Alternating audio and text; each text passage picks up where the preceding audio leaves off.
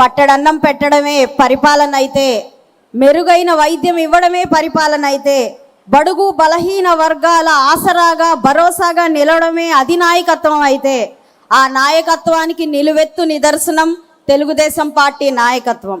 అక్కడితో ఆగక మహిళలకు సమాన హక్కులతో, సాధికారతతో, స్వేచ్ఛతో, యువతకు ఉద్యోగ కల్పనతో, పెట్టుబడులతో, పారిశ్రామికీకరణతో, ఉపాధి హామీలతో, సమాజ భాగస్వామ్యంతో పేదరిక రహిత రాష్ట్రంగా మలచాలన్న సంకల్పంతో సూర్యుడు కూడా చేరలేని చీకటి జీవితాల్లో వెలుగు నింపుతూ ప్రతి ఒక్కరిలో బాధ్యతను స్ఫూర్తి నింపుతున్న దార్శనికులు నారా చంద్రబాబు నాయుడు గారి పరిపాలనను ఏమనాలి, ఆ నాయకత్వానికి ఏ పేరు పెట్టాలి మనం ఆలోచించాలి.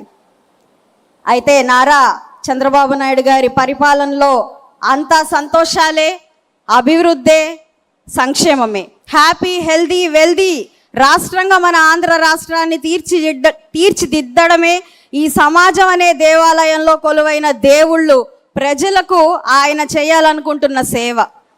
తెలుగువాడి ఆత్మగౌరవం కోసం, ఆర్థిక సామాజిక ఉన్నతి కోసం ఉద్యమించిన తెలుగుదేశం పార్టీ ప్రస్థానం పూలబాట మాత్రం కాదు. నాటి తెలుగుదేశం పార్టీ వ్యవస్థాపకులు అన్న నందమూరి తారక రామారావు గారి నుండి నేటి యువ నాయకులు నారా లోకేష్ గారి దాకా, తోట చంద్రయ్య లాంటి కార్యకర్త నుండి మన చంద్రన్న దాకా ఎన్నో ఆటుపోట్లను ఎదుర్కొంటూనే ఉంది తెలుగుదేశం పార్టీ.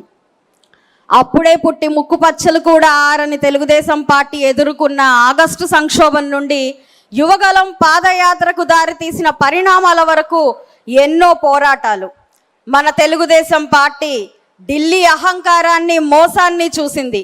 2014 రాష్ట్ర విభజనతో జీవం కోల్పోయినటువంటి తెలుగు రాష్ట్రాన్ని బరువైన గుండెతో మోసింది. ఉచితాల ఎరవేస్తూ ఒక్క ఛాన్స్ అంటూ వచ్చి తెలుగు వారి ఆత్మగౌరవాన్ని దెబ్బతీస్తూ ఆంధ్ర రాష్ట్ర ప్రజలను వలసదారి పట్టించిన నాటి వెకిలి నాయకుని నియంత పరిపాలన చూస్తూ ఉండలేకపోయింది. 44 ఏళ్ల తెలుగుదేశం పార్టీ సుదీర్ఘ ప్రయాణంలో ఎదుర్కొన్న సంక్షేమాలు, కష్ట నష్టాలు 5 నిమిషాల్లో వివరించాలి అని అనుకోవడం ఒక పెద్ద సాహసమే అవుతుంది. అయితే ఆడపడుచు కంట కన్నీరు పెట్టించి, అమ్మ కడుపు రగిలించి, ఆఖరకు తండ్రి సమానులైన చంద్రన్న కంట తడి చూసేదాకా వదలని నాటి పైశాచిక పాలన తలుచుకుంటే కొన్ని సంఘటనలు ఆవేదన కలిగిస్తే, మరి కొన్ని సంఘటనలు రక్తం మరిగిస్తాయి. నేటికి ఏ నాటికి మరువులని క్షోభను మిగులుస్తాయి. అయితే నిప్పుల కొలిమి లాంటి పరిస్థితులను ఎదుర్కోవడానికి పుట్టిన పార్టీ తెలుగుదేశం పార్టీ.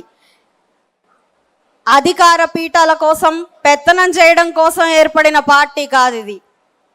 పడిన ప్రతిసారి రెట్టింపు వేగంతో లేస్తామని చెప్పిన నాయకులు అన్న నందమూరి తారక రామారావు గారు, పడిన ప్రతిసారి ఉప్పెనై లేస్తామని తన జీవితం మొత్తం కూడా చాటి చూపిన నాయకులు నారా చంద్రబాబు నాయుడు గారు, మరి పడిన ప్రతిసారి చెడుని ముంచేసే సునామీలా లేస్తామని చూపిస్తున్న నాయకులు నారా లోకేష్ అన్న. ఇది తెలుగుదేశం పార్టీ నినాదం.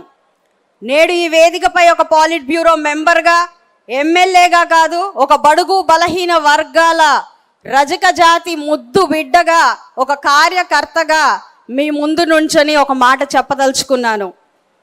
జగమెరిగిన సత్యం, ఈ రాష్ట్రాభివృద్ధి చంద్రన్న వల్లనే సాధ్యం. ఈ మహర్షి చంద్రన్న వల్లనే ఇది సాధ్యం. 5 రూపాయలకు జై కొట్టే వెకిల పార్టీ నాయకులు, కార్యకర్తలు ఎక్కడా? జై చంద్రన్న అంటూ తన ప్రాణాలు సైతం లెక్క చేయని మన కార్యకర్తలు ఎక్కడ? తెలుగుదేశం నాయకులు, కార్యకర్తలు ఎప్పుడు మంచికి మంచి, చెడుకి అత్యంత చెడు, త్యాగాలకు అయినా సిద్ధం. మాట జారితే, తప్పు చేస్తే తాట తీసేదాకా తగ్గం. ఇక్కడ ఉన్న 1800 క్లస్టర్లో స్క్రీన్ల ముందు ఉన్న ప్రతి కార్యకర్త రొమ్ము విరిచి చెప్పండి, జై తెలుగుదేశం, జై తెలుగుదేశం, జై తెలుగుదేశం, జై తెలుగుదేశం, జై హింద్.